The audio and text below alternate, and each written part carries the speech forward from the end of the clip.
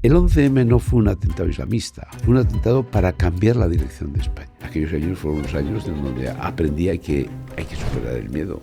El día que matan a mi número 2, había hablado con él 48 horas antes, porque acaban de matar al número 3. El nacionalismo es un puente que se cruza en una dirección. Sociedades conservadoras, tradicionales, religiosas, abrazan el nacionalismo y en el otro lado del puente son sociedades de la izquierda, de la extrema izquierda. No hay práctica religiosa, no hay fe, no hay sentido de la trascendencia. Eso es ETA.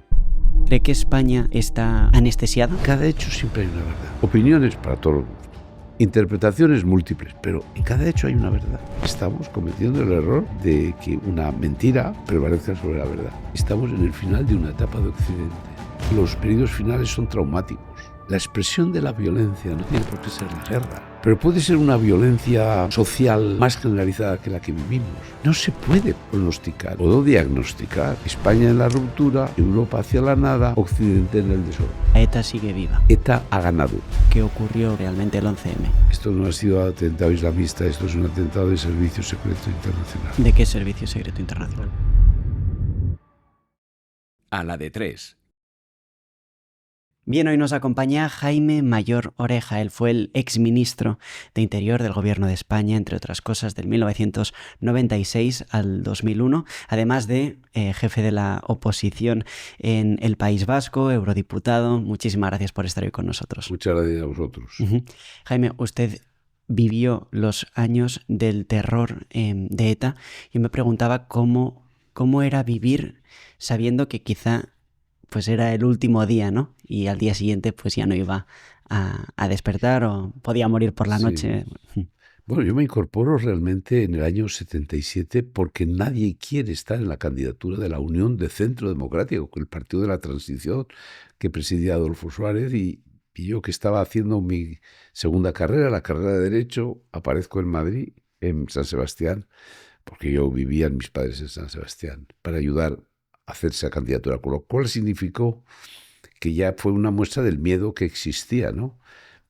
Yo viví ya lo que fueron los años de plomo, es decir, los años en los que ETA mataba en función del grupo social al que tú pertenecías. Mataron a policías, a guardias civiles, a militares.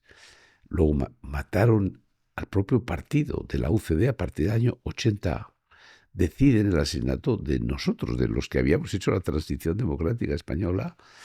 Y es evidente que aquellos años fueron los años en donde aprendí que hay que superar el miedo. Sufrí el miedo, tuve miedo, me mantuve porque las personas se mantienen en circunstancias difíciles. Me mataron al número 2, al número 3 de las candidaturas, tuve algunos atentados, pero es evidente que aprendí a superar el miedo. Es un miedo físico a una organización, miedo a que por la noche ya no vuelvas a tu casa. Hay momentos en los que viví esa circunstancia. Y luego un miedo reverencial a un ambiente. Un mal vasco porque apoya a la Guardia Civil y al Cuerpo Nacional de Policía. Un mal vasco porque defiende a España. Eso era un miedo reverencial. En un momento en el que ETA parecía invencible. Era una organización que parecía invencible. Eso fueron los años de plomo. ¿Cómo nace ETA? Porque hay gente que dice que nace en las sacristías. No, ETA no nace en las sacristías, nace precisamente en el abandono de la fe, en la secularización de muchos sacerdotes en los años 70. ETA nace en la confusión. ETA nace no como una organización terrorista. ETA no nació para matar. ETA nació como un proyecto contracultural o cultural para destruir los cimientos de Occidente y España. Pero ETA tenía un proyecto y la gente no ha entendido, y por eso hoy cogobiernan en España, que era un proyecto político-cultural que nació desde la sede del Partido Nacionalista Vasco. Los jóvenes del PNV dicen, el PNV no va a romper este modelo de sociedad. Hay que hacer otro proyecto político y social que además no tiene límites. Y si se mata, hay que matar. ETA nace con la idea de socavar un mundo occidental y, por supuesto, destruir España. Pero hubo reuniones, es para aclarar esto, porque hay mucha gente que dice, no, pero si ETA nació pues gracias a que algunos sacerdotes pues, hacían reuniones secretas en parroquias o cosas. O sea, ¿podría explicar exactamente cómo nace, cuál es la relación de la Iglesia que ha hablado? Bueno, ETA nace en una parte de Guipúzcoa muy determinada, ¿Y en mi por qué opinión. nace? Nace en el Goyer guipuzcoano. Y ahí se produce, imagínate que en un cóctel introduces 3 ingredientes. El ingrediente primero, el idílico. El País Vasco es muy bonito. Ingrediente marxista, el año 68, se produce una eclosión, es el movimiento en Francia, el movimiento del 68, pero ya hay empresas en el Goyer guipuzcoano, ya hay marxismo. Y la tercera, el domingo paseas con un sacerdote que era nacionalista. Mezclas 3 cosas en el cóctel, es decir, un País Vasco idílico, bello, un marxismo en alza y luego una cierta influencia de algunos sacerdotes nacionalistas. En un cóctel metes los 3 componentes, eso es ETA. Pero ETA no nació en la sacristía, es decir, no nació en una sociedad con mucha fe, ya nació en una sociedad en la que se estaba perdiendo la fe, en la que ya los sacerdotes ya dejaban de ser sacerdotes. La secularización, es decir, el abandono de la fe de muchos sacerdotes fue la clave de esa existencia de ETA, hasta el punto de que al final se decía, ETA es una organización que quiere acabar con Franco. ETA mata mucho menos con Franco que después de Franco. ETA esencialmente lo que quería era matar los valores cristianos. Como anécdota, en un encuentro, el único que hubo entre una delegación del gobierno del PP y algunos dirigentes de Herri Batasuna, se llamaba así en aquel momento, de lo que era de ETA, porque solo existe ETA, lo demás son siglas, que ofició, que ayudó a crear el obispo Uriarte, que acaba de morir. Al final de aquellas conversaciones, en las que yo no estaba, pero había 3 representantes del gobierno, les dijo a todos, bueno, ¿qué os parece como este primer encuentro, este encuentro cero? ¿Por qué no tenemos una misa para dar gracias a Dios? Claro, los que estaban allí, que eran Arnaldo Otegi y Díez de Usabiaga, se miraron uno al otro, se rieron, pero no entiende este señor que nosotros queremos destruir una cultura basada en los fundamentos cristianos. Eso es lo que daban a entender, porque finalmente no hubo misa, como puede comprender, al final detestaba la sociedad occidental. Puede contar, usted nació varios años después de la Guerra Civil, cómo era el San Sebastián de los años 50, por ejemplo, y cómo fue ya luego en el 70 y pico, con todos esos atentados y antes y después, y cómo usted vivió en sus propias carnes el miedo y cómo asesinaban a varios amigos suyos. Bueno, claro, y a mí se me ocurrió decir en un libro con César Alonso de los Ríos, Conversaciones con Jaime Mayor, yo viví una etapa idílica y me dijeron, usted es un franquismo. No, yo cuento la verdad de ese San Sebastián de los 50, donde yo fundamentalmente iba al colegio, hasta el sábado íbamos al colegio. Aquel ambiente era un ambiente idílico, no había política. Yo dejé San Sebastián para hacer la carrera universitaria el año 68. No se hablaba de política. Yo iba a un pueblo a veranear del Goyer guipuzcoano, Villafranca. Iba a lo que era la cabalgata el Día de Santiago, con el que arrancaban. Ahí estaba el teniente alcalde, el alcalde, estaba el cura y estaba el sargento de la Guardia Civil. Es decir, pedían los destinos. Los guardias civiles y sus policías pedían los destinos al País Vasco. No había un ambiente de hostilidad hacia ellos. Ahora, todo eso cambia, se produce el gran estallido a medida que se aproxima el final de Franco. Es decir, ETA ya ha nacido a finales de los 50, pero realmente el estallido es a partir del año 68, 69, 70 y todo cambia. Es como el champán que parece que está tranquilo, se abre el tapón y sale todo. Eso es lo que pasó en el País Vasco. Entonces se empezó a producir la sensación de que estaba siendo reprimido el País Vasco. Todo ha sido una mentira. No ha sido así. Lo que sí se han producido las circunstancias en un sistema más de dictadura que de democracia, donde al final hay un momento en el que saltan todo lo que había estado envenenando a algunas familias y salta un poco el resquemor del final de la Guerra Civil.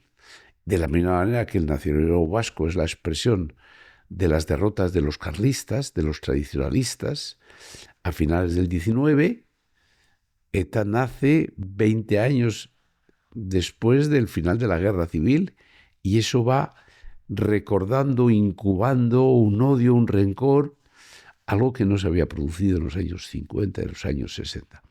Yo no digo que un régimen de esas características a una minoría muy minoritaria les persiguiese. Pero todo lo demás es mentira. John Juaristi, que es un buen amigo mío, siempre me dice, él fue de ETA.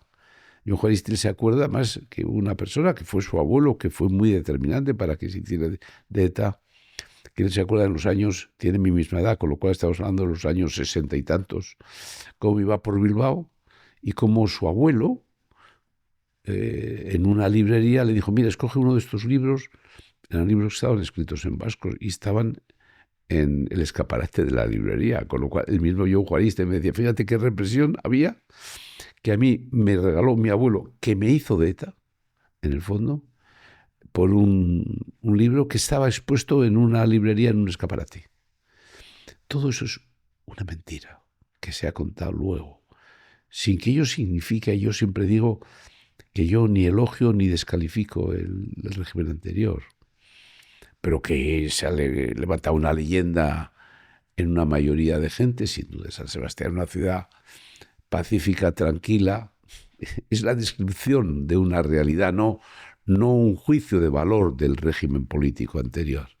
Pero la situación es la que estoy describiendo, esa es la verdad. ¿Y cuál es el día que usted ha sentido o sintió más miedo pues de su vida, ¿no? No sé si lo que le comentaba antes de esos 2 compañeros y más asesinados. Hombre, el día que matan a mi número 2, Juan de Dios Doval, un joven profesor de Derecho Procesal de San Sebastián, yo había hablado con él 48 horas antes, porque acaban de matar al número 3, 4 días antes, Jaime Arrese, alcalde del Goibar. Y yo me reuní con Juan de Dios Doval, Juan de Dios Doval, y le dije en mi despacho, mira, podemos compartir escolta, yo tengo escolta, yo era el presidente de la UCE de Guipúzcoa. Entonces yo aquí, cuando vengo a este despacho, ya tengo un sistema de protección fija aquí, protege la sede, pero comparte la escolta conmigo. Y él me dijo, no, yo no puedo entrar en la Facultad de Derecho con escolta, pero yo solo te pido una cosa, que el lunes mismo me pongas una puerta blindada, porque yo lo que temo es el secuestro. Eso era un viernes, era el anticipo del fin de semana del 1 de noviembre. Y el sábado yo estaba soltero y por la mañana, a las 10 de la mañana, escucho la noticia, atentado Lorea, a la salida de San Sebastián, enfrente de la Facultad de Derecho de San Sebastián. Me levanté y dije, Juan de Dios Doval. Efectivamente, habían matado a Juan de Dios Doval, que era mi número 2 y que era un hombre limpio, no había tenido nada que ver con nada del régimen anterior.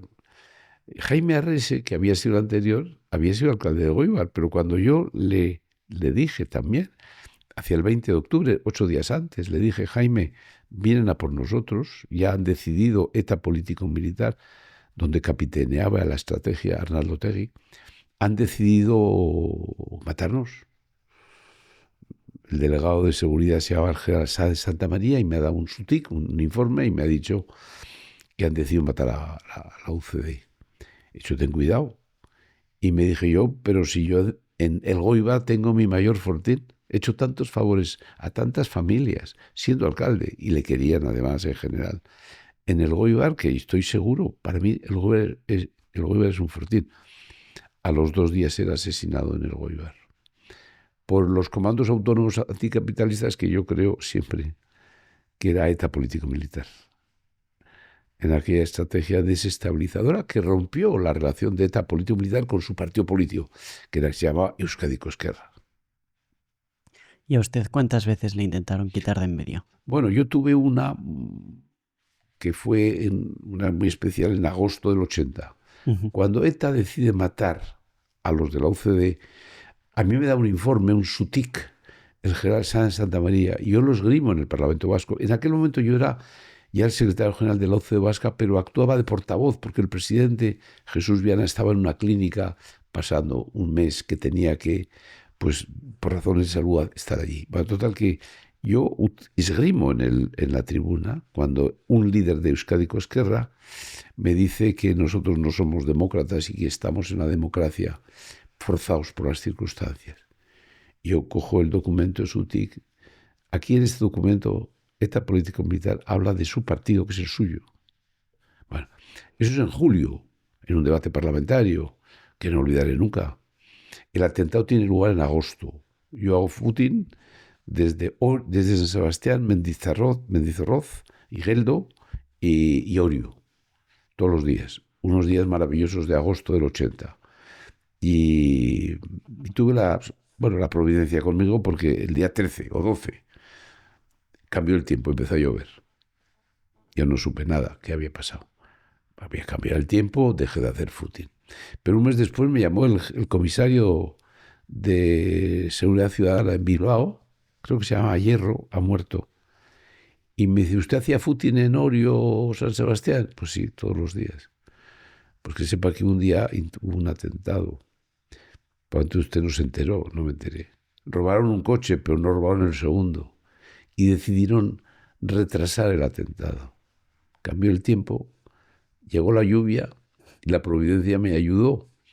Y un mes después ya mataron al concejal de la UCE de Vitoria, que se llama José Ignacio Ustarán. Luego matarían a Jaime Arrese en octubre. Luego matarían a Juan de Dios Doval. Y eso fue casi el anticipo del final de la UCD, porque ya en aquel momento se produjo pánico en las filas de la UCD. Los chicos que eran de la UCD tuvieron que salir, algunos les dio miedo. Unos que trabajaban en el banco, en la caja de ahorros, dejó la caja de ahorros. Otros se fueron de San Sebastián. Nos reuníamos en el gobierno civil, que es la delegación del gobierno hoy. No nos reuníamos en el partido. En aquellos años, si nos reuníamos con un grupo de gente de Eibar, nos reuníamos en el Goibar. Yo recuerdo alguna reunión con un carnicero de Lazcano o de Amezqueta, uno de los dos pueblos, Amezqueta.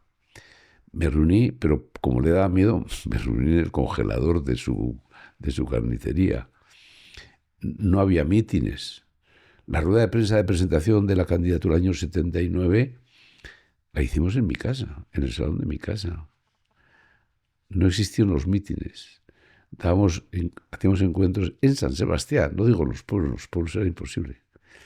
En las casas de las señoras que nos dejaban su casa para dar una charla, cuando Marcelino Oreja fue candidato en las elecciones generales del año 79. Esa era la realidad. Uh-huh. ¿Y a por quién más iba ETA? Aparte de a por políticos de la UCD, etcétera, no sé si a por directores de bancos o de temas nucleares. No sé por qué me suena que asesinaron a alguno. Sí, a por quién no daba dinero o a por quién iba ETA. Y también de la población vasca en general, ¿qué porcentaje de la población cree usted que realmente estaba a favor de ETA y cómo era para una familia de Madrid que había ido pues esos años a vivir al País Vasco?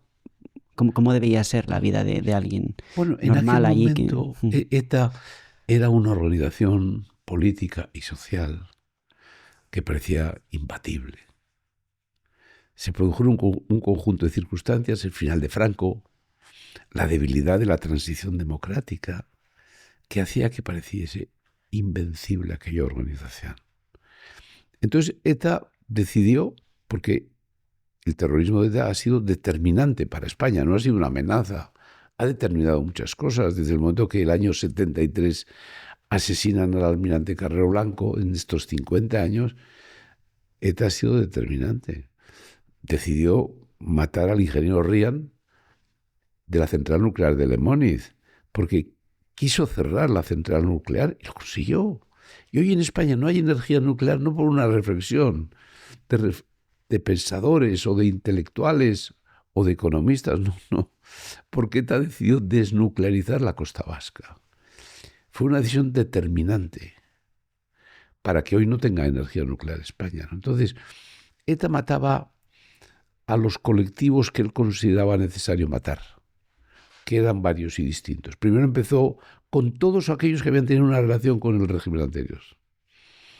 Luego pasó algunos de Alianza Popular, pero porque habían colaborado con el régimen anterior, no por el partido. El primer partido que se persigue es el de la UCD. Alianza Popular se persigue a las personas que han formado parte del régimen anterior, como se había producido en UCD. Un trabajador de Mondragón Candendo es asesinado fundamentalmente porque ha estado en el sindicato, se llamaba antes Vertical, del régimen anterior. Todos los que habían tenido algo que ver con el régimen anterior podían ser asesinados. Militares, por supuesto. Guardias civiles, por supuesto.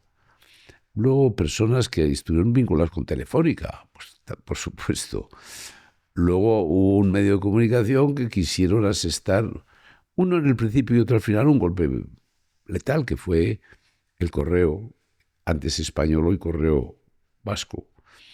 Pero Javier Ibarra fue asesinado.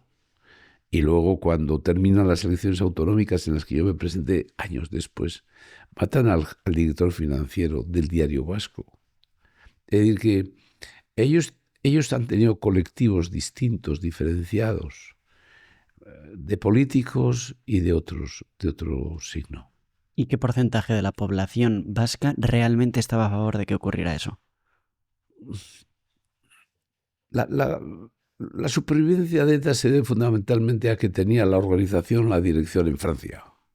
Y es mucho más difícil combatir una organización terrorista cuando tu Estado Mayor está en Francia que en tu nación. Y eso fue su elemento esencial. Pero qué duda cabe. Es como Bildu. Bildu es el primer partido prácticamente en el País Vasco. Bildu no existe. Herri Batasuna no existe. El Partido Comunista de las Tierras Vascas no existe. Solo hay un proyecto, que es ETA. Hoy no hay herederos de ETA, es ETA. Los dos únicos proyectos que da el nacionalismo son el PNV y ETA. Entonces, ETA es tan poderosa que hoy ha ganado. Los españoles decimos que hemos derrotado a ETA. Bueno, un relato, es decir, una mentira. El gobierno decidió que había que pactar con ETA. Tenía que abrir un mal llamado proceso de paz, un proyecto de resolución de conflictos, para legalizar, legitimar, blanquear ETA. Y hoy ETA y ha ganado. Y únicamente está esperando el momento de gobernar para decapitar al Partido Nacionalista Vasco. Pero ya ETA ha ganado. Es el proyecto que es la consecuencia del nacionalismo. Es decir, el nacionalismo es un puente que se cruza en una dirección. Sociedades conservadoras, tradicionales, religiosas, abrazan el nacionalismo y en el otro lado del puente son sociedades de la izquierda, de la extrema izquierda. No hay práctica religiosa, no hay fe, no hay sentido de la trascendencia. Eso es ETA. Por eso ya hay que pensar siempre ya la alternativa a ETA, no al PNV. El PNV ha perdido ya. Uh-huh. No tengo pruebas, pero tampoco dudas de que la mayoría de los jóvenes españoles no conocen quién fue Miguel Ángel Blanco. Cuando usted era ministro de Interior, fue asesinado. No sé si podría contarnos quién fue él, por qué la mayoría de los jóvenes no le conocen y cómo vivió ese asesinato siendo ministro de Interior. Sí. Bueno, Miguel Ángel Blanco fue la expresión de una vendetta. Dicen que le secuestraron, no le secuestraron. Fue un asesinato a cámara lenta en 2 días, porque se había producido una catástrofe para ETA. ETA tenía a un secuestrado, pero era un chantaje al Estado realmente, más que secuestro era un chantaje al Estado, que era el funcionario de prisiones José Antonio Ortega Lara. Entonces un 30 de junio, 1 de julio, en esa madrugada, esa noche, la Guardia Civil libera, gracias a una tarea brillante de la Guardia Civil, que yo conocía desde el mes de enero, pero que no me informaron hasta la víspera 30 de junio. Y eso provoca en ETA una rabia incontenible. Y el terrorismo es odio. Y a veces es venganza. Y como además estaban ya en un momento difícil, necesitaban vengarse en 5 días. Y decidieron matar a un concejal del PP para vengarse del éxito de la Guardia Civil. Miguel Ángel Blanco es la persona escogida, no porque se había caracterizado por una defensa de unas ideas políticas o que tenía una presencia muy activa. No, no le conocíamos nadie. Si yo no le conocía, yo era el presidente del partido. En aquel momento era Carlos Iturgaiz, pero bueno, yo era el presidente también de honor o moral del partido. Pero le matan porque hay que vengarse. Y entonces eso a ETA no le sale bien, porque aquello provocó una movilización social de aquellos jóvenes, no de los actuales que no saben quién es Miguel Ángel Blanco. Las manos se pintaron de blanco, y se llenaron todas las plazas de España. Se asedió a Batasuna, que no existía, que era ETA y es ETA. Todo cambió. Y entonces es cuando ETA decide dejar de matar, pero lo tiene que hacer a través de treguas trampas, es decir, con negociaciones. Y es lo que hace primero con el PNV, lo hace con Esquerra Republicana de Cataluña, son los pactos de Estella del año 98 y el año 2004 de Perpiñán, y luego con Zapatero. Y es el tercer gran pacto y es la gran tregua que hace ETA, que se transforma en una tregua, digamos, una tregua incondicional o a una definitiva. Pero ese es el tránsito. El tránsito es un tránsito del crimen como mal mayor a la mentira como mal menor. Eso se hace a través del proceso y la diferencia es que la deslealtad del nacionalismo ha sido una deslealtad recurrente, permanente, histórica. No han dejado de ser desleales. Nosotros desde la UCE no teníamos otra manera que darles el poder, pero no se supo buscar la contrapartida de la lealtad con España. Los partidos constitucionalistas fueron leales o ingenuos y los nacionalistas siempre desleales. Pero luego viene una deslealtad sobrevenida de la izquierda, que es la que caracteriza el arranque de Zapatero en 2004. En 2004 comienza una historia de España. Hay un antes y un después, aquel 11M. Entonces Zapatero es un señor que cree que ha llegado el momento de que ETA no sea un adversario, sino que sea un aliado, pero no potencial, un aliado real. No sirve la alternancia de la derecha, sino hay que buscar otra fórmula, que es el entendimiento con la izquierda vasca, catalana, es decir, con ETA, con Esquerra Republicana de Cataluña. Entonces, 30 años después, la mayoría de los jóvenes no conocen quién fue Miguel Ángel Blanco porque hay alguien a quien no le interesa que se hable de estos. Porque los españoles despreciamos la historia, porque somos unos ignorantes y por eso nosotros sufrimos la leyenda negra, porque estaban convencidos que una mentira era más poderosa que una verdad. La presencia en América española, la verdad se ocultó por una mentira y nos encerró a los españoles durante siglos. Bueno, pues ahora se está contando otra mentira, otro relato. Hemos derrotado a ETA, se ha producido un éxito del Estado de Derecho contra ETA y por eso ETA deja de matar. No, ETA estaba muy tocada por la acción de las fuerzas de seguridad del Estado y la justicia. Pero ETA fundamentalmente ha aprovechado una negociación. Lo que ha negociado es el gobierno con ETA. Zapatero estaba más preocupado, más que acabar con ETA, utilizar a ETA para fortalecer su presencia en el gobierno de España. Ahora, eso, ¿por qué esa ignorancia? Pues porque muchas veces una mentira cómoda prevalece sobre una verdad que casi siempre es incómoda. Y esa es la razón por la que hoy tenemos esa ignorancia de una etapa tan reciente. Los españoles tendríamos que ser la nación que diésemos más importancia a la gravedad de la mentira. Una mentira histórica, la leyenda negra, al final nos encerró y nos enfrentó a los españoles en guerras civiles el 19, las 3 guerras carlistas, y el año 36 la guerra civil. Ahora estamos cometiendo el error de que una leyenda, una mentira, prevalezca sobre la verdad. O sea, ETA sigue viva. ETA ha ganado. Otra cosa es que no vaya a ganar, porque ETA ganará el día que quiebre la sociedad occidental y quiebre España. Y eso está por ver. Pero ahora no está empatando. ahora está ganando 7-3 o 8-2. Su proyecto ha ganado por dos razones, porque el nacionalismo, su heredero es ETA, porque el puente del nacionalismo les lleva a ETA y porque la izquierda española ha necesitado a ETA para mantenerse en el poder. Para tener el gobierno que hoy tenemos en España es una sociedad, no es un gobierno de coalición, ni no es un gobierno de Podemos, despreciado por el PSOE. Es un gobierno en el que ETA es el capitán general de la ruptura, y por eso en un proyecto de ruptura es el capitán general. Esquerra Republicana es el otro gran protagonista, la izquierda catalana, y se ha metido de rondón Junts, que quiere avanzar en el extremismo, la radicalidad, y por eso gana posiciones en una Cataluña muy desordenada, muy confusa, en donde Esquerra Republicana no tiene el poder que ETA tiene en el País Vasco. Si te está gustando la entrevista, este es el momento de suscribirte, así nos ayudas a seguir creando contenido y entrevistas de valor para todos vosotros. Muchísimas gracias. Y don Jaime, ahora ha tratado un poco el tema de la leyenda negra, etcétera, donde hay también personas que creen, en diversas, no sé si leyendas o cosas que pueden haber ocurrido que no están del todo claras. Fue el 11 de marzo del 2004. No sé si podría explicarnos qué ocurrió, qué cree que ocurrió realmente el 11M.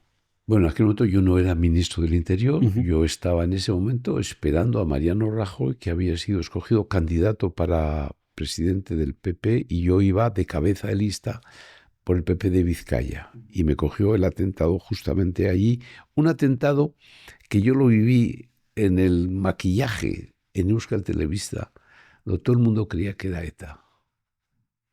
La maquilladora me dijo: qué horror, qué espanto, yo no voy a poder poner ya en Torremolinos, porque nos van a odiar a los vascos. Bueno, entonces, el 11M no fue un atentado islamista, fue un atentado para cambiar la dirección de España. La razón fue para cambiar la historia de España, porque España había dado un salto hacia el mundo occidental, jugando un papel que algunos no quisieron aceptar, que era un papel protagonista con Gran Bretaña y Estados Unidos. Una península transformada en islas británicas, en la relación con los Estados Unidos. Y hubo personas, grupos que no quisieron aceptar y cambiaron la dirección de España. Y vaya si la cambiaron, porque hoy todavía estamos bajo los efectos del atentado del 2004. Una vez más, la violencia ha determinado la historia de España. Por eso el 11M se hizo, no diré quién fue, porque no lo sé, pero se hizo para cambiar la historia de España, cambiar la dirección en la que estaba encaminándose España. ¿Y no tiene sospechas de quién podría ser? Hay gente que habla de ETA. No, usted dice ETA, que no fue ETA. No, yo creo, ¿quién podría ser? Yo ETA no creo que fue. Bueno, yo creo que... Yo diré el testimonio del ministro del Interior marroquí, buen amigo mío, que había sido el vicerey con la etapa anterior de Hassan II, estaba exilado. Él creyó: esto no ha sido atentado islamista, esto es un atentado de servicio secreto internacional. ¿De qué servicio secreto internacional? Bueno, yo le dije: ¿y el vuestro? Le dije: es lo lógico, es lo normal. Pero como los he formado yo, los he criado yo, los he educado yo, sé que son totalmente incompetentes. Buscar otro servicio secreto. Son palabras textuales del ministro del Interior de Marruecos. Ahora habla un poco de... Bueno, estábamos hablando de Miguel Ángel Blanco. Los jóvenes, pues puede parecerle que estamos un poco dormidos. Entonces, ¿cree que España está anestesiada? Y si es así, ¿quién está anestesiando España? Está anestesiada. Hoy tendríamos que estar movilizados, los españoles.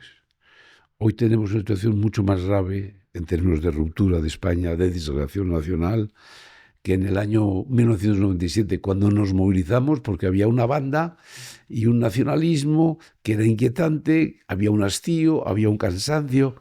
Hoy la situación es mucho peor, porque eso se ha hecho gobierno. Sin embargo, hoy la sociedad no está movilizada. Nosotros hemos presentado un documento, se llama España en el abismo, que lo presenté el 10 de abril del año 2025, donde explico que, lógicamente, si la ruptura, es decir, romper, gana a reformar, la transición fue la reforma, hoy estamos en la ruptura no tiene límites. Necesita romper cada día más, con lo cual significa que está agravando la situación.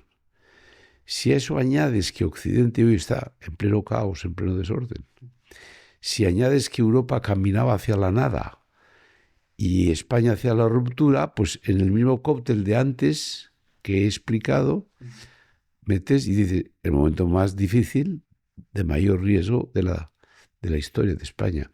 Nosotros no estamos lejos de lo que fue el año 98, pero no del 2098, me refiero a 1898, cuando la desmoralización se impuso en España, cuando se perdieron las 3 colonias que nos quedaban, Cuba, Filipinas y Puerto Rico. Hubo una generación del 98 y hubo un desfondamiento. Es una situación en la que no somos conscientes de que la ruptura va avanzando en el mundo occidental, que está viendo el final de una etapa de Occidente. No digo es el final de Occidente, es el final de una etapa de Occidente, porque toca. Porque la etapa de Occidente que vivimos arrancó en 1945 y ya estamos en el 2025. Y las etapas de la historia marcan que son ciclos. Entonces estamos en el final de un ciclo de Occidente. Y por eso el desorden que representa hoy Trump no es una casualidad en el ámbito geopolítico. No, es la expresión de un final de etapa. Lo que no puedo es pronosticar cómo va a culminar. Puedo diagnosticar. España en la ruptura, Europa hacia la nada, Occidente en el desorden. Esta esterilidad biológica, cultural, espiritual, es la peor tragedia que está viviendo Occidente ahora mismo. Es la causa entre las causas. La pérdida de referencias permanentes, dicho en paladín, castellano paladino, la falta de fe, del perdido sentido de la trascendencia. Cuando tú pierdes el sentido de la trascendencia, pierdes referencias permanentes. Todo es relativo. Ya no hay una verdad. Hay relatos en plural. Los relatos son los sucedáneos de la verdad. Y por eso siempre se utilizan en plural, porque la verdad es una. Cada hecho, no digo en términos de fe, en cada hecho siempre hay una verdad. Opiniones para todos los gustos. Interpretaciones múltiples, pero en cada hecho hay una verdad. ¿Ha habido negociación o no con ETA? ¿Ha habido un proceso o ha habido una derrota de ETA? Ha habido lo que ha habido, una verdad. Entonces, cuando tú pierdes referencias permanentes, pues pierdes esencialmente la estabilidad. Pierdes el norte, pierdes la dirección. ¿Qué es lo que está pasando en Occidente? Entonces, la primera respuesta a ese desorden de falta de referencia es una reacción, que suele ser visceral, que puede estar representando Trump, que ha hecho unas cosas buenas. Por ejemplo, la cultura woke, la cultura de la cancelación ha sufrido un varapalo, y eso era la expresión del mundo en el que vivíamos. La Europa de las ocurrencias. Bueno, lo que sucede es que al mismo tiempo te das cuenta que la reacción tiene que tener fundamentos. No basta simplemente la visceralidad. ¿No? Y entonces por eso ahora es el momento de decir, no, hay que tener esperanza, pero sobre una alternativa de fundamentos cristianos. Es decir, hay que vivir como si Dios existiera, creyentes y no creyentes. Y hemos vivido en las últimas décadas como si Dios no existiera. No tenemos referencias permanentes. Antes todas las constituciones democráticas, las más democráticas, tenían un prólogo, un preludio, hablando de Dios y del sentido de la trascendencia. Y sin embargo, ahora hemos vivido de espaldas completamente a eso. Y por eso la fe, que nunca debe imponerse, pero no debe esconderse. Y entonces la causa entre las causas, la pérdida de referencias permanentes y muy singularmente la pérdida de fe. Uh-huh. Hablaba de fin de ciclo. El anterior empezó en el 45. En el final del ciclo pasado se unieron Estados Unidos y Rusia para luchar contra parte de Europa, ¿no? ¿Cree que podría volver a ocurrir que Estados Unidos y Rusia se juntaran en parte para volver a luchar contra, por ejemplo, la Unión Europea o contra... No tiene nada que ver. Hoy la gran potencia en litigio adversaria de Estados Unidos es China, no es Rusia.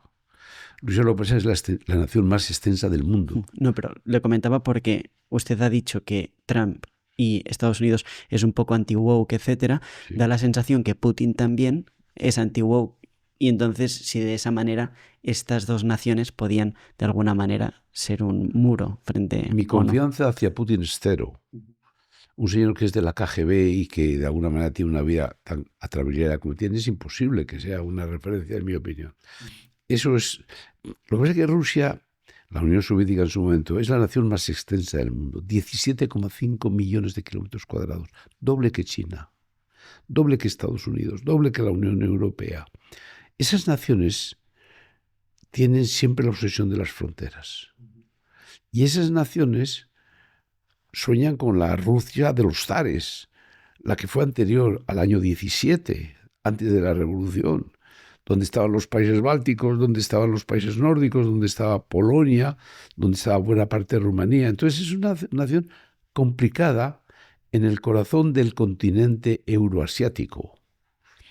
Pero es evidente que esa asociación yo no la veo de ninguna de las maneras. No, lo que quiere Estados Unidos es combatir a China. Y lo que no quiere es tener la animadversión de Rusia. Pero yo creo que eso no se parece en nada a lo que pudo ser la Guerra Mundial. La Segunda Guerra Mundial fue fundamentalmente que alguien perdió una primacía militar. Cuando hay primacía militar no hay problemas. Pero en aquel momento el gran imperio británico de la Commonwealth estaba perdiendo ya la primacía. Estados Unidos era una nación que no tenía una potencia militar. Y se rearmó por ello Alemania. Y entonces lo que se hace es la guerra. Porque no había primacía militar. Alemania creyó que podía y eso asoció sobre todo a Gran Bretaña y a Estados Unidos. ¿Usted cree que estamos ya en una tercera guerra mundial o que puede llegar una tercera guerra mundial? Bueno, yo lo que creo es que estamos en el final de una etapa de Occidente. No en el final de Occidente. La expresión de la violencia no tiene por qué ser la guerra. Pero yo creo que los periodos finales son traumáticos. Pero puede ser una violencia social más generalizada que la que vivimos. No se puede pronosticar. El que pronostique es un insensato. Tú puedes diagnosticar que es una sociedad que sí vive una profunda crisis, que la causa entre las causas es la falta de referencias permanentes, sentido de la trascendencia. Incluso puedes decir que el problema entre los problemas es que algunos en estos años han querido sustituir una sociedad por otra. La cultura woke, la Europa del progreso ha querido sustituir obsesivamente y de manera enfermiza a los fundamentos cristianos de Europa y de Occidente.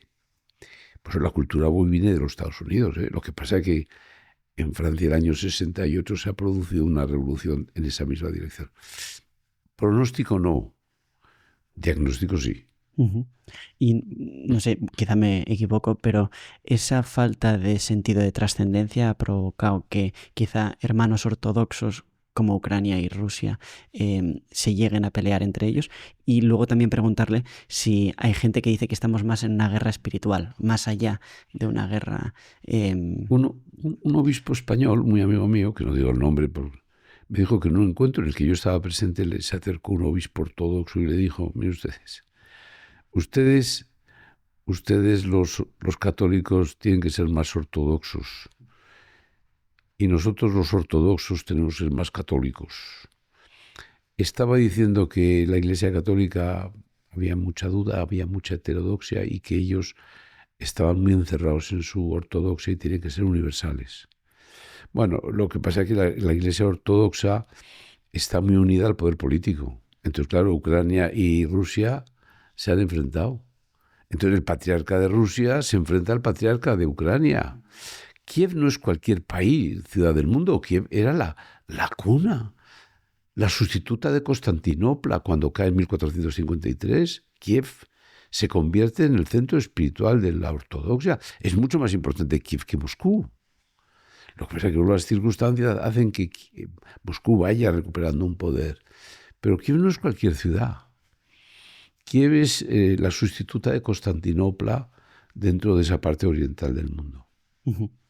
Y sobre la posible guerra espiritual, estuvimos hace poco con el obispo Munilla y nos dijo, estamos en una guerra espiritual. Bueno, yo creo que cada uno se expresa como cree, es correcto. Yo creo que lo que hay es una obsesión enfermiza de destrucción de los fundamentos cristianos de Occidente y de Europa. ¿Y hay motivos para la esperanza? Bueno, los cristianos tenemos que saber que lo último que se pierde es la esperanza. Pero primero tú tienes que decir la verdad. Tú lo que no puedes ser es hacer del optimismo una razón de ser, una razón de estar, mejor dicho. Porque tú tienes que ver la verdad, tú tienes que decir que son momentos de gran dificultad, son momentos de ruptura, son momentos de desasosiego. Esas cosas que he dicho, no hay que ser optimistas.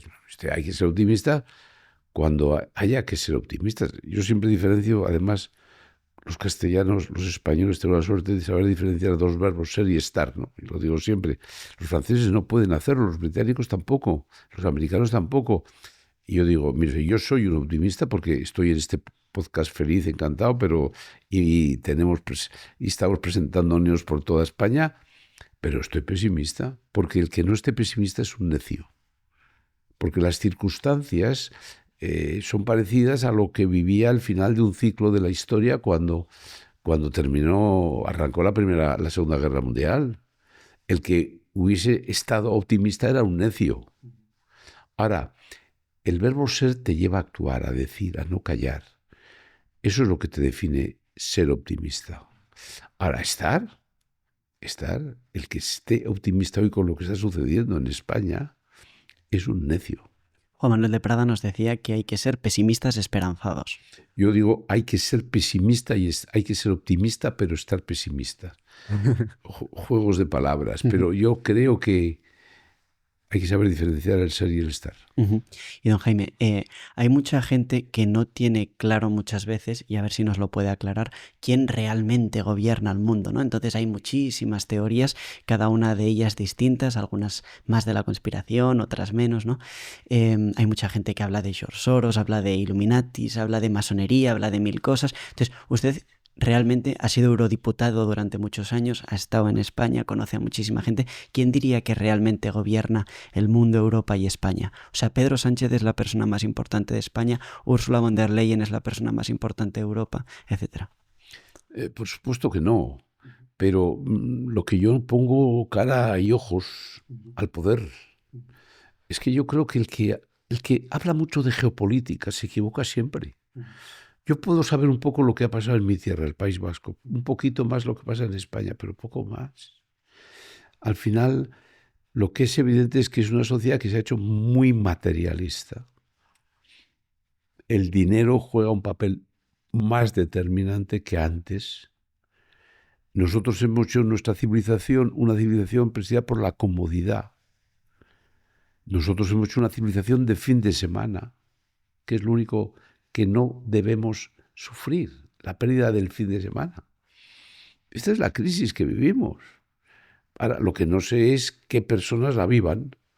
Es evidente que luego yo creo que nadie tiene la capacidad de poder decir exactamente que esto solo tiene un nombre y un apellido. Es que hay causas diversas, pero son fenómenos los que están intentando reemplazar, sustituir, destruir los fundamentos cristianos de Europa.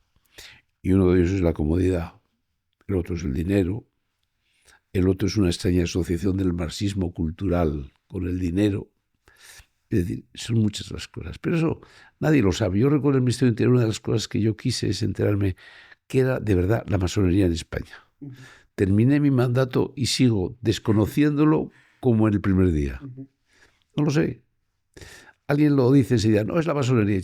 Bueno, yo sé que es la francmasonería en Francia, pero lo demás no. Sería un insensato si yo diese una respuesta. Y fíjase, a un movimiento. No, yo creo que aquí lo que se ha producido es una incomparecencia cultural.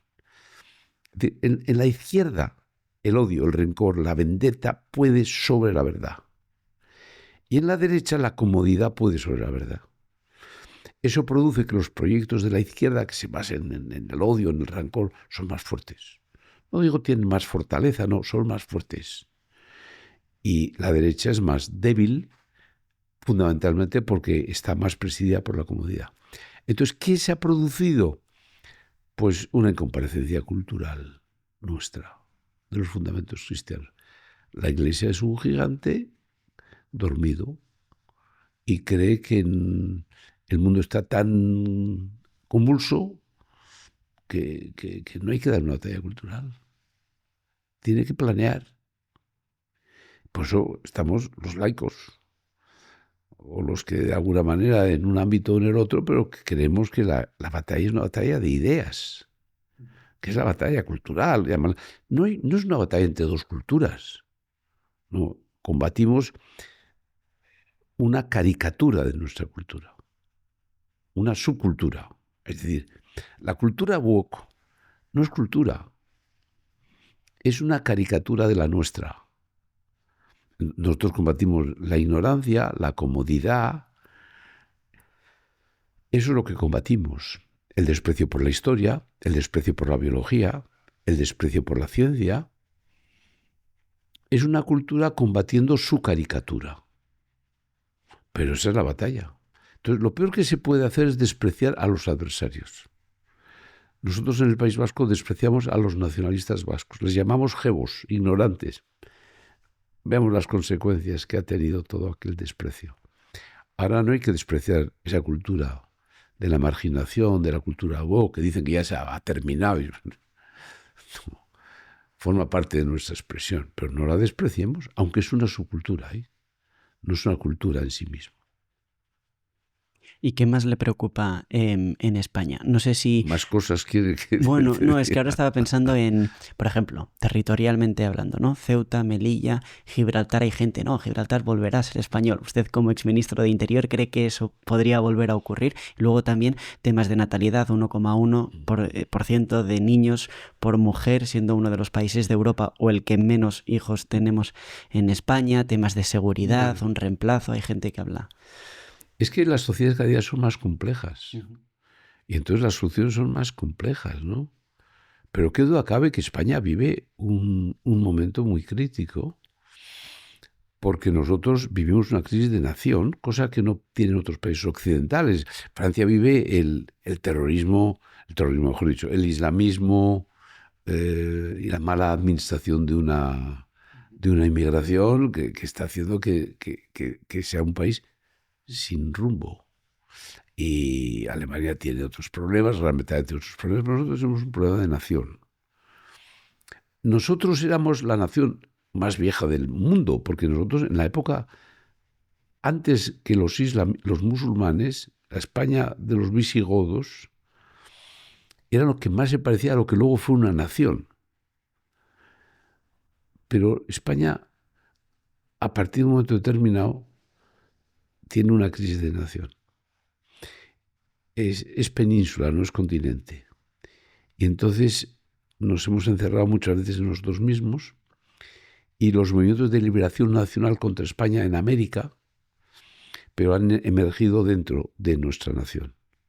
Hay un movimiento de liberación nacional catalán y hay un movimiento de liberación nacional vasco. Eso hace que nosotros vivamos una crisis de nación existencial. Y el problema no es eso.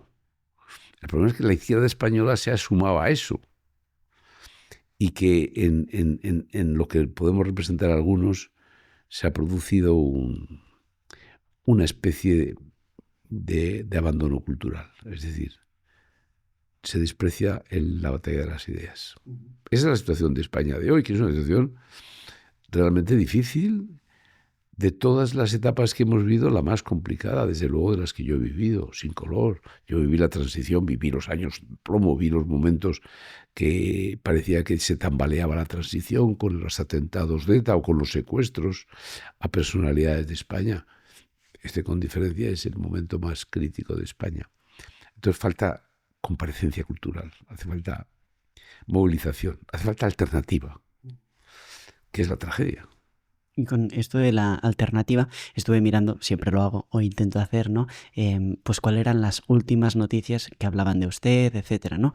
Entonces vi que fue muy criticado por unas declaraciones en las que se vio escéptico respecto a la teoría de la evolución en el Congreso o algo así de la vida, etcétera, ¿no? Entonces hay gente que le acusaba de representar a un sector de la derecha, tal, anclado en el pasado, que se opone a los llamados avances sociales, etcétera. Entonces me gustaría pues que usted se explicase y los avances para usted. Pues, repito la doctrina de Benedicto XVI. La teoría de la evolución es insuficiente. Sin duda, cada vez se hace más verosímil la existencia de un Dios creador, ni más ni menos. Repetí eso, que la teoría de la evolución no interpreta suficientemente por qué existimos en este mundo. Entonces, no, eso es el creacionismo. Yo, que no soy un filósofo, digo, si yo no sé ni lo que es el creacionismo, yo he dicho algo tan elemental que antes lo comentaba, hay que vivir como si Dios existiera. Y yo creo que nosotros, al cabo de los años, uno se da cuenta que cada uno de nosotros, empezando por mí mismo, somos la expresión de la limitación. Aquel que se crea más de lo que es un poco un bobo. Entonces nosotros somos la expresión de la limitación, pero los que creemos sabemos que estamos hechos a imagen y semejanza de Dios. Pero no somos dioses, ni pequeños dioses, ni medianos dioses. Y entonces eso es lo que de alguna manera algunos decimos, ¿no? Si la ciencia cada día más avala y justifica la razón, la necesidad de que haya un Dios creador. Hay un libro que es bestseller en Francia, que lo ha presentado aquí con nosotros, Bonassís y Honoré, que es Dios, la ciencia y las pruebas, donde ellos creen que demostrar que la ciencia cada día más evoluciona en la necesidad de que haya un Dios creador. Bueno, ese fue, por lo visto, mi gran alejamiento. Lo que pasa es que te están esperando con la guadaña, porque al final la fortaleza de unas ideas sencillas te lleva a la soledad. Y está unida la fortaleza de unas convicciones a la soledad con la que se tiene que vivir en este mundo. Bueno, eso es lo que está pasando, es lo que en ocasiones me puede pasar a mí. Pero yo creo que ya al cabo de los años ya me importa mucho menos lo que los demás piensan de mí. Lo que yo quiero es estar siempre con la conciencia tranquila de decir la verdad, de sufrir por la verdad. Yo digo siempre, decir la verdad lo hacemos todos, es muy fácil. Decir muchas veces la verdad te deja exhausto. Decir siempre la verdad solo una persona que lo hizo, que es Jesucristo, y acabó en la cruz y en el Calvario.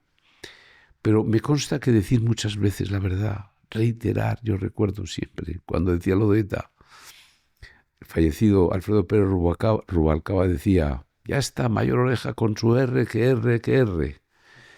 Todo porque decía lo que ya se estaba produciendo, que era una unidad de la izquierda con el nacionalismo alrededor de ETA. Con esta coherencia de la que habla, ¿ha tenido que sacrificar muchas cosas a lo largo de su vida por ser fiel a sus principios? Yo tengo una familia maravillosa, que tengo 10 nietos, tengo 4 hijos. Gracias a Dios acabamos de celebrar el cumpleaños de mi mujer y nos hemos ido todos a pasar un fin de semana en Italia. Es decir, yo creo que en la vida hay que ser feliz con lo que has sido y con lo que no has sido. Con lo que has tenido y con lo que no has tenido. Y eso es la felicidad. Yo en ese sentido tengo la suerte de no odiar a nadie, ni siquiera a ETA, ¿eh? Yo no, y eso que ha querido matarme y ha hecho llorar a mi madre cuando mataron a Doval y nos ha hecho vivir casi como en ocasiones como exilados. Pero un exilio en Madrid no es exilio, es decir. Pero quiero decir que yo tengo la suerte de no odiar. Entonces yo creo que en la vida es clave, y repito y reitero, una lección de vida que tendríamos que enseñar a las siguientes generaciones.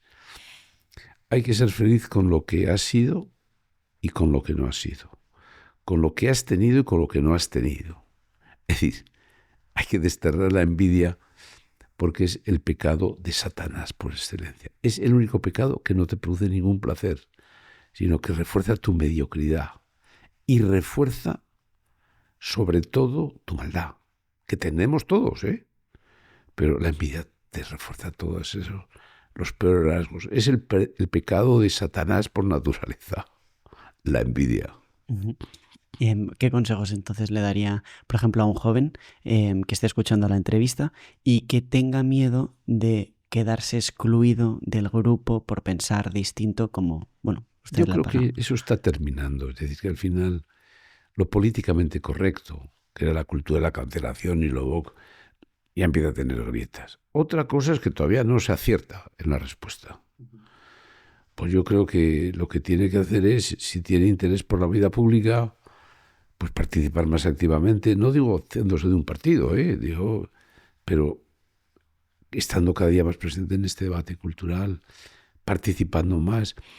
La generación actual se diferencia de la nuestra en que nosotros no necesitamos un diagnóstico del momento en el que vivíamos. Las guerras recientes que habían terminado eran el diagnóstico.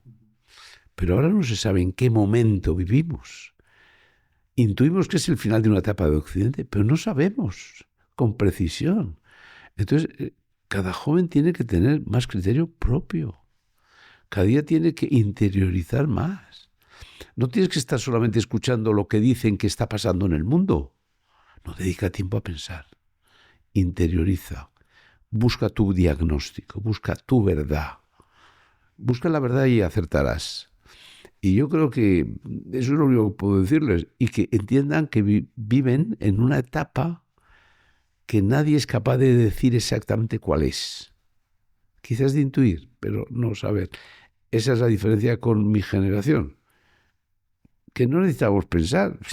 Si habían terminado 2 guerras, la mundial había terminado 6 años después de que antes de que yo naciera, y la civil española 12 años antes. Eran recientísimos.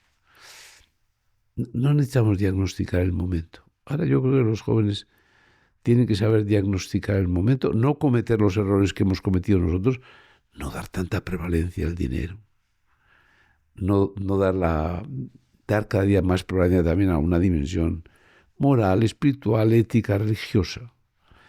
No esconder la fe si la tienes, no imponerla nunca, pero no esconderla jamás.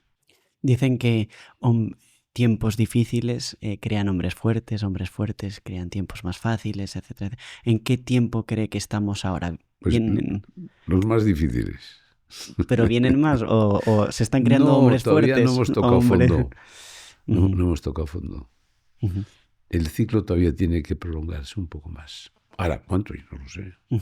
Yo no soy ni pronosticador y mucho menos profeta. Uh-huh. Pero yo lo que sí digo es que todo lo que está pasando es lógico.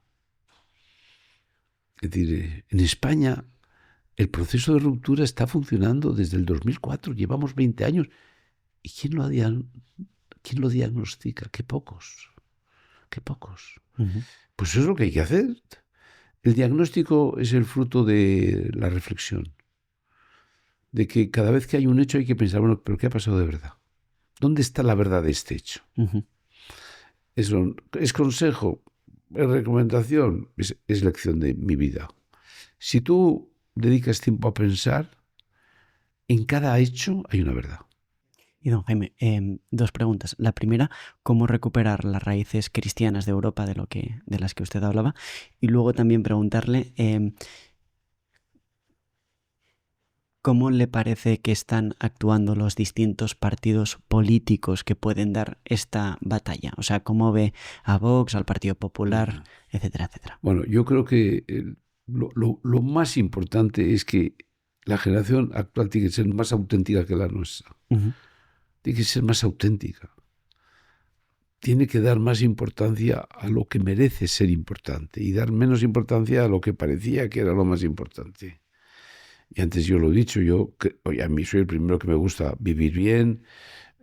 He tenido la suerte que nunca he tenido mucho dinero, con lo cual no ha sido nunca obsesión en mi vida, pero el dinero es muy mal consejero. El dinero, hacer del dinero tu referencia principal en la vida, mal consejero. Y entonces yo creo que tienes que ser auténtico.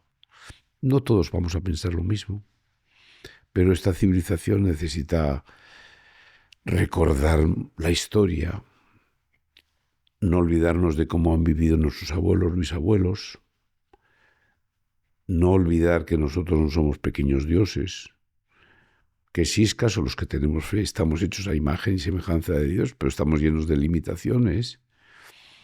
No podemos perder la perspectiva de la historia. Europa no es un continente, Europa es una península de un continente, el euroasiático, con lo cual pues hay que dar importancia a los problemas de verdad de Europa. Europa estaba en la Europa de las ocurrencias, en expresión de Dalmacio Negro. Hemos estado intentando, a ver, de la ecología, religión, hacer el elemento esencial del aborto como parte de la Carta de Derechos Fundamentales Europeos, como si ser abortista fuese parte de la Carta de Derechos Fundamentales de Europa, la Europa de las ocurrencias.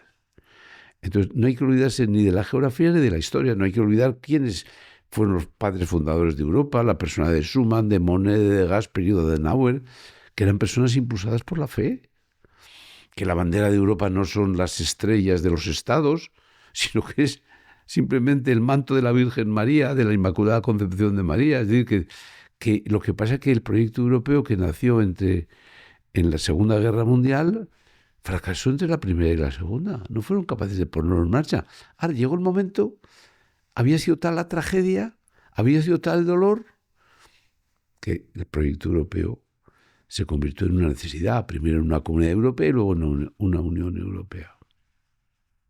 ¿Y cómo ve al Partido Popular y a Vox? Bueno, yo creo que tienen que estar en lo que están. Lo importante es que pierda ese proyecto de ruptura del Frente Popular, que es la asociación de la izquierda, de ETA y del nacionalismo.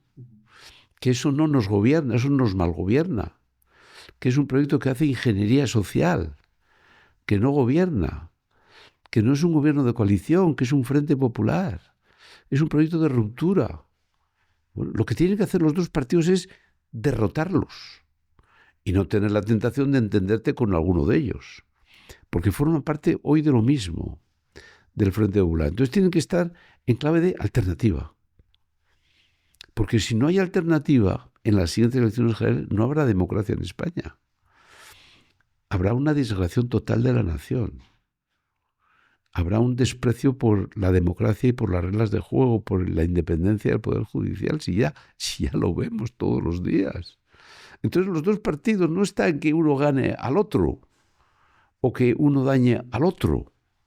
Está en que hace falta una alternativa política y cultural. Hace falta un gran proyecto de reversión. Hay que revertir lo que un proyecto del Frente Popular ha hecho en España.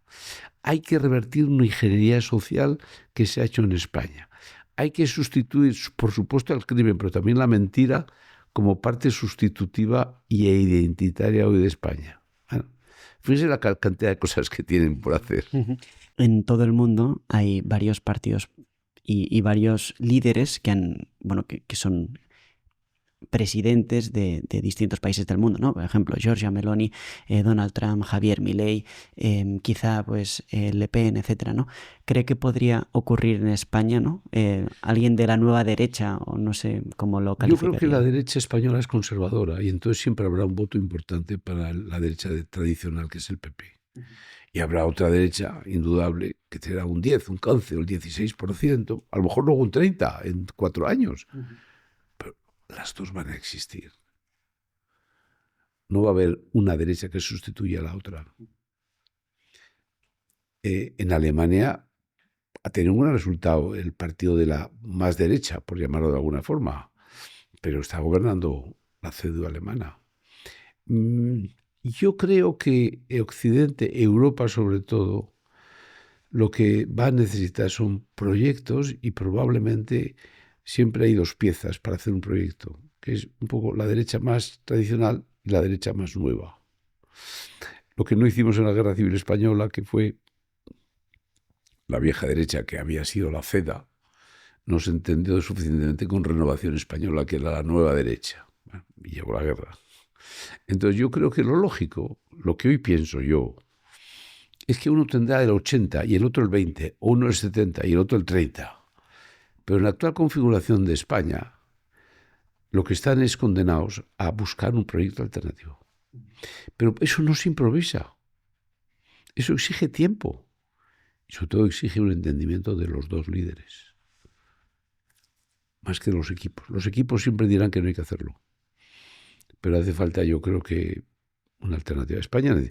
El proyecto de ruptura es tan grave que vive España, que esto no es un tema de siglas, es un tema de proyecto. Yo recuerdo cuando me presenté el año 2001 en el País Vasco y dejé el gobierno, pese al criterio del presidente del gobierno, que no quería que dejase el gobierno, pero yo dije, tengo la obligación moral, porque han matado a 6 o 7 concejales del PP por lo que estamos defendiendo nosotros.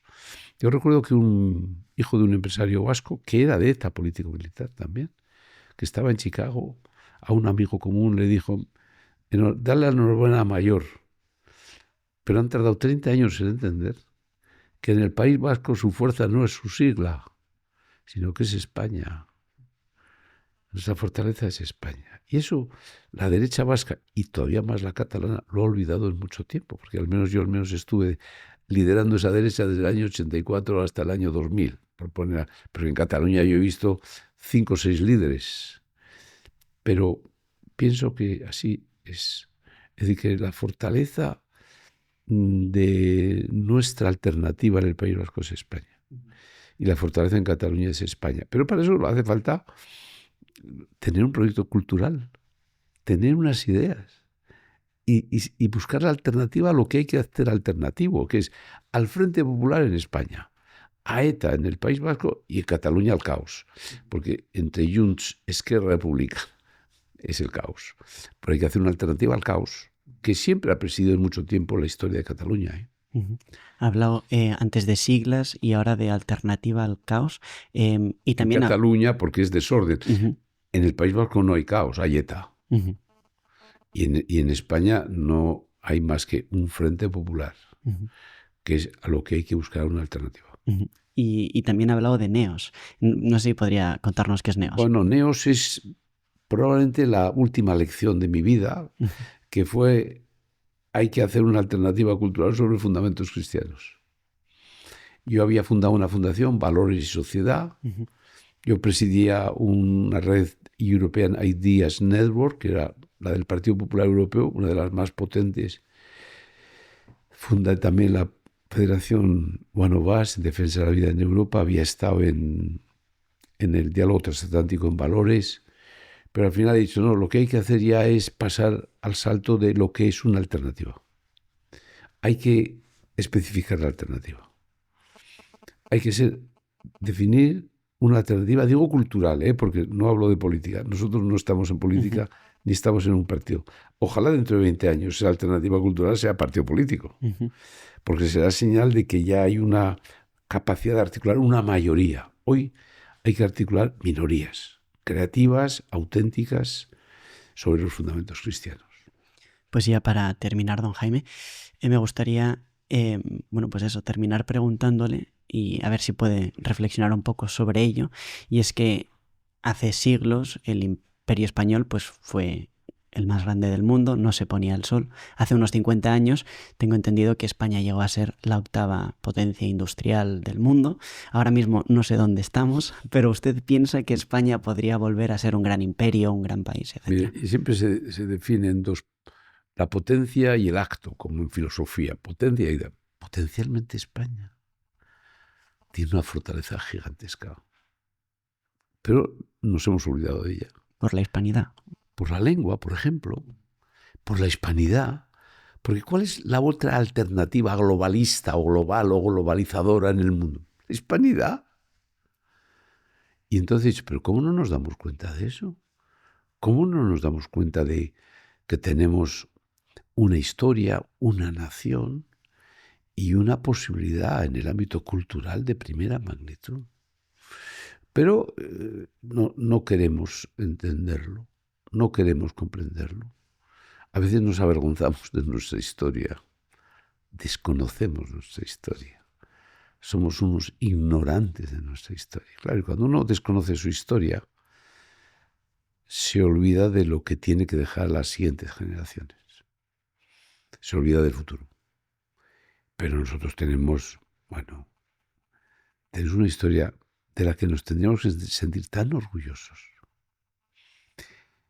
Es evidente que, como todas las naciones o incluso las potencias, claro que hemos cometido errores múltiples.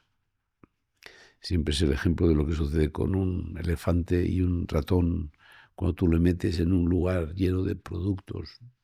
¿Quién va a hacer más daño? Pues por supuesto el elefante, porque es más grande, es más voluminoso. Occidente ha sido mucho más voluminoso que los demás, España ha sido más voluminoso que los demás, con lo cual hemos destrozado más cosas. El ratón, mucho más perverso que el elefante, no produce esos daños. Claro que nosotros hemos cometido torpezas, errores, pero que duda cabe, tenemos que en un sentido objetivo estar muy orgullosos de la historia que tenemos.